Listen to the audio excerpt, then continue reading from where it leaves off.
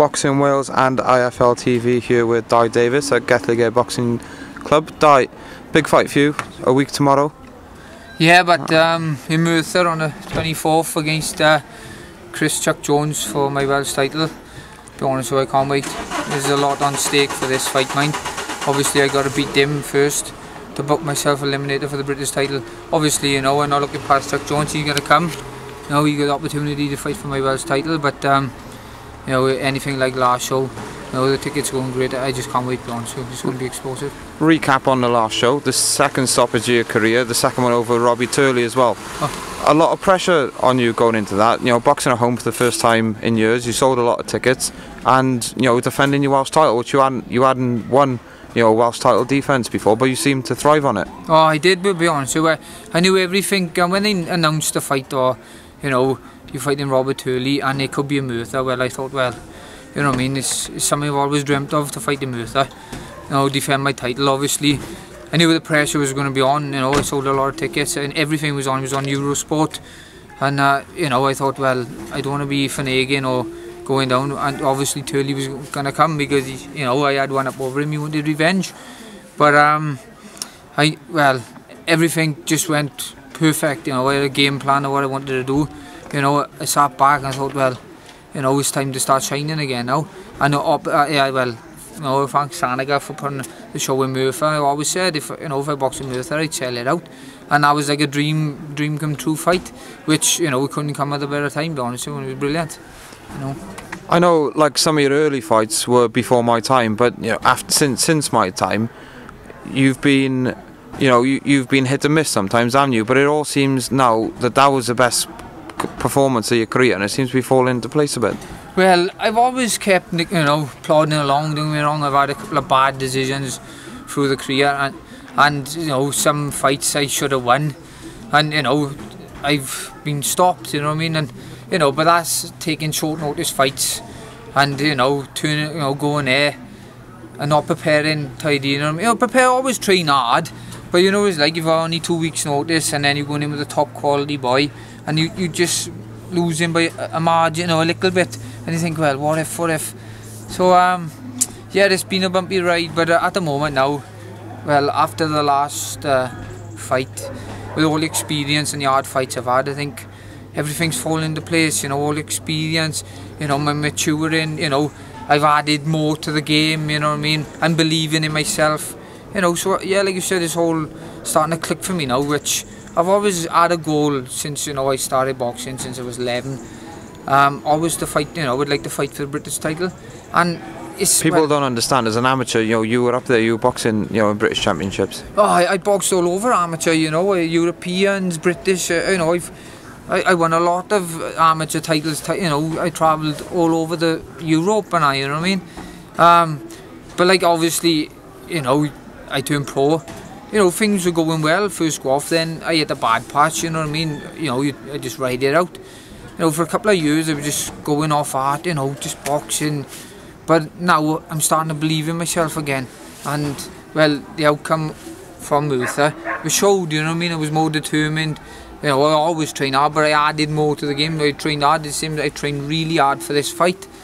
So, I'll be honest, so I really can't wait to get in there, you know, a week Friday, honest God, I can't. Oh, in the fight, was any of the pressure, you know, on your mind? Because I know it's your third time as Welsh champion, but you'd never defended it, so you were doing things, you know, that you hadn't done before. To be honest with you, I was so focused on the fight. The only thing in my head was to, you know, get a win. Obviously, I didn't want, I couldn't lose in MERTHYR, because I said before I went, you know, to the wife before I went to the ring, I said, be honest with you, I said, I can't lose this fight. I said, I won't believe the face, you know, I've been down, I thought, you know, I said, I won't believe the face people. I said, you know, imagine coming out and losing on your first show in MERTHYR, like, and stuff was going in the back there, but I just focused so much and I was so determined. To be honest with you, I blanked everything out. That's the only thing, the only television I had was, I'll be honest with you, I believed I was going to stop Turley. Whether, you know, I knocked him out, whether he retired, you know what I mean. I had that feeling I was going to be too much for him, too strong for him. And, well, you know, I had the stoppage, to be honest with you, and well, to be honest with you, I want to keep it going now. You've got Kris Chuck Jones in your way. I know, like, Welsh boxing is a small world, and even so, you know, being in the lower weight categories, have you ever sparred or come across him in the gym before? I've never sparred him. Like I said, you know, I know what he's about. You know, from amateurs, I know his brother Barry Jones. You know, I know his fight. I know what they're about. I've never fought him. I've seen a couple of fights. You know, he's a tough fighter. Obviously, you know, he's come like me. You know, he's been given the opportunity to fight for the Welsh title a number of times. You know, he fell short, but apparently, you know, there were controversial decisions. But I know he's going to bring it, and it's going to make an interesting fight. Obviously, you know, I've been training hard. My mind is right on what I want, and it'll be a cracking fight, to be honest with you. Yeah, I know Kris hasn't got the best of records, but you know, you all want to testify that records don't necessarily mean. No, they don't, to be honest with you. That's why, to be honest with you, I never underestimate anybody. You know, whether people say, oh, you know, you should box his head off, or, you know, what people say is different. You know, you actually got to do, you know, the fighter in itself speaks for itself. You know, people can talk, whatever. You know, people can talk, you can't walk a walk. But obviously, you know what I mean, he's always trained hard, I've trained hard. It makes it an interesting fight on the night, you know, the best man win. But I'm more, I got to be confident, obviously, but there's no way I can lose. I can't wait, I can't lose at all. Kris is a pressure fighter, Dai, and you know, being in your backyard and you're the champion, he's probably going to have to come at you. Do you meet him head on, or do you try to box him? Well, obviously, I ain't going to leak out too much, obviously, with a game plan or whatever. Obviously, we got game plans, and sometimes you just ride the storm. Obviously, he's going to be strong, he's going to come. But I like to stand and have a little trade, but I've also got box. So whatever it takes, you know, as long as I win, you know, that's what happens. Obviously, I won't know until I get in that fight, you know, with Kris Jones. And then, you know, on the night, we'll see what, you know, the outcome is like. I know we joked about earlier, but it's true that you've had more notice for this fight than the last fight than you've had for, you know, a lot of fights combined. Well, yeah, over my last two now, and this one is the third. Well, I've had like this one, because it was supposed to have been scheduled for the 4th, and then it was rescheduled to the 24th. Well, I've had over 9-10 weeks training for this. So, you know, fitness is no problem. It's never been a problem. You know, my mind, everything is just great. All training, my weight is great. You know, it hasn't gone so easy, to be honest with you. And over these last couple of fights, all the training, you know, has gone brilliant.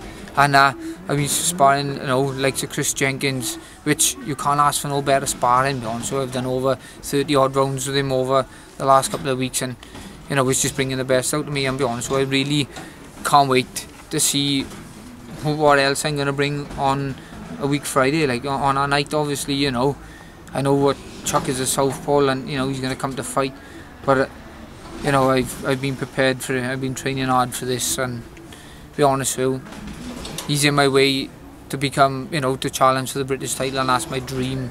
I've always dreamed of, like, you know, since I was a kid. And you know, I gotta take one fight as it comes, but I gotta look at he's in my way to become what I want to become. You know what I mean? So.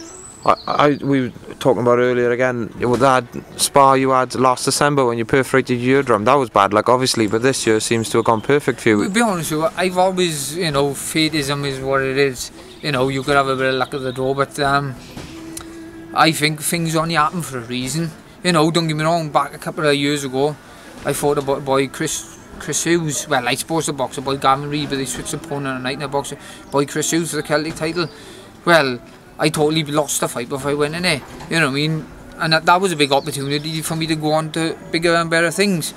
But I didn't overcome it. Now I'm having down the line, I'm having home advantage fights.